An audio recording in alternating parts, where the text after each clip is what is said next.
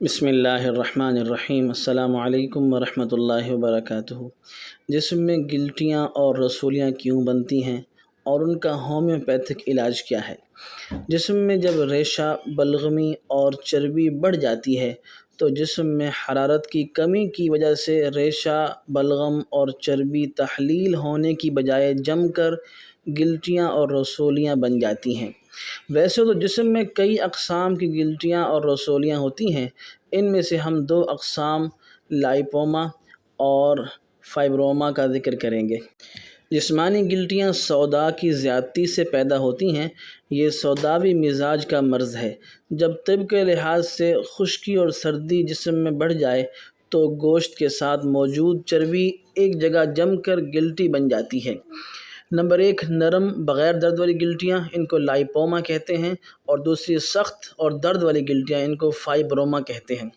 مادہ مرض جب جسم میں کم ہو تو گلٹیاں اور رسولیاں ایسی ہوتی ہیں کہ ان میں درد نہیں ہوتا اور وہ نرم ہوتی ہیں۔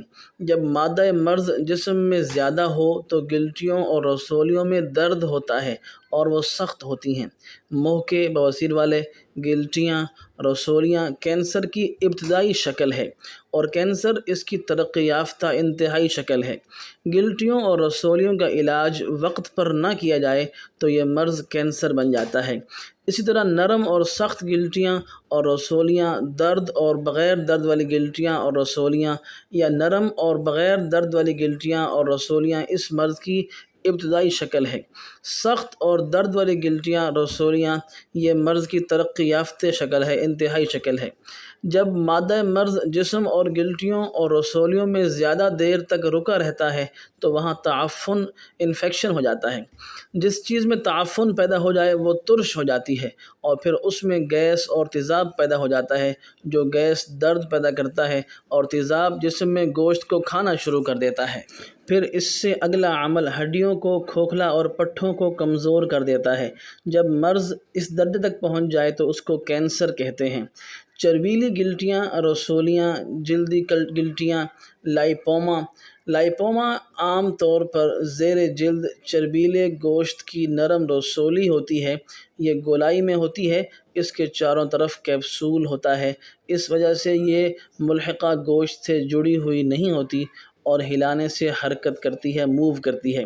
آپ اپنے ہاتھوں سے ان رسولیوں کو ٹٹول کر دیکھیں۔ اگر یہ نرم اور گول اور ملحقہ گوشت سے جڑی ہوئی نہیں ہیں تو یہ لائپوما رسولیاں ہیں۔ ان میں درد نہیں ہوتا۔ چند مریضوں کے اندر ایسا ہو سکتا ہے کہ ان میں درد بھی ہو، لیکن عام طور پر ان میں درد نہیں ہوتا۔ یہ گلٹیاں انسانی جسم کو بدنما بنا دیتی ہیں۔ زیادہ تر ان لوگوں میں ہوتی ہیں جن کے خون میں پائے جانے والے ریڈ سیلز یعنی ہیموگلوبن 14 سے 18% کے درمیان، یعنی مقدار اس کی بہت زیادہ ہوتی ہے۔ یاد رہے، ایلوپیتھک طریقہ علاج میں دونوں قسم کی گلٹیوں اور رسولیوں کو آپریشن کے ذریعے نکالا جاتا ہے، لیکن یہ اس صورت میں کسی حد تک مفید ہوتا ہے کہ اگر ان کی تعداد کم ہو، لیکن چونکہ اکثر ان کی تعداد بہت زیادہ ہوتی ہے اور ان کا آپریشن ممکن نہیں ہوتا، اس لیے ہومیوپیتھک طریقہ علاج بہتر ہے۔ ہومیوپیتھک علاج برائے جلدی چربیلی گلٹیاں رسولیاں یعنی لائپوما، ان کے علاج کے لیے اول تھوجا CM دوائی کا نام ہے، CM اس کی طاقت ہے، اس کی ایک خوراک دیں، اور لیپس البا کی 3 خوراکیں 30 والی میں دیں، 5 قطرے روزانہ، صبح، دوپہر اور شام۔ 15 دن تک یہ دوا کھانے سے اگر ان رسولیوں میں کمی محسوس ہو تو یہی دوا جاری رکھیں، ورنہ پھر اسی دوا کی 200 طاقت کی ایک خوراک ہر تیسرے دن سے دینا شروع کر دیں اور مکمل آرام آنے تک اسے جاری رکھیں۔ دوسری قسم ہے فائبروما۔ یہ رسولیاں لائپوما کی نسبت ذرا سخت ہوتی ہیں اور عام طور پر گوشت سے جڑی ہوئی ہوتی ہیں۔ اس کے گرد کیپسول نہیں ہوتا۔ یہ جسم کے ہر حصے میں پائی جاتی ہیں، لیکن عموماً زیادہ بڑی نہیں ہوتی اور بہت آہستہ آہستہ بڑھتی ہیں۔ اس قسم کی رسولیوں میں کینسر کے آثار پیدا ہو سکتے ہیں۔ ایسی صورت میں ان کا فوراً علاج کرنا بہت ضروری ہے۔ ہومیوپیتھک اس کا علاج یہ ہے، چربیلی اور گلٹیاں رسولیاں یعنی جلدی گلٹیاں، فائبروما جسے کہتے ہیں۔ اگر فائبروما قسم کی گلٹیاں ہیں تو ان کے علاج کے لیے بھی تھوجا CM کی ایک خوراک دیں۔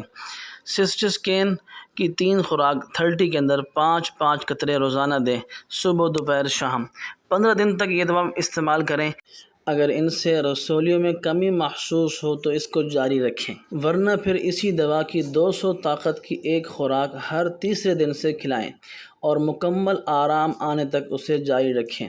ایسے غدود جو سخت متورم ہوں اور مریض سردی کو برداشت نہ کر سکتا ہو، اس کے لیے سسٹسکین اچھی دوا ہے۔ ویلی گلٹیاں، فائبروما یا لائپوما اگر جسم میں جگہ جگہ پر ہوں تو ہومیوپیتھک دوا کالی آیوڈائڈ اس کے استعمال سے ختم ہو جائیں گی۔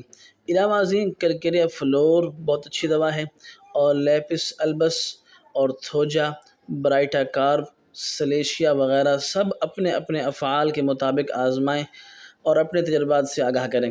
نوٹ: کالی آیوڈائڈ 3X میں اس کے اچھے نتائج ملے ہیں اور 30 بھی کام کرتی ہے، لیکن 3X بہترین پوٹنسی ثابت ہوئی ہے۔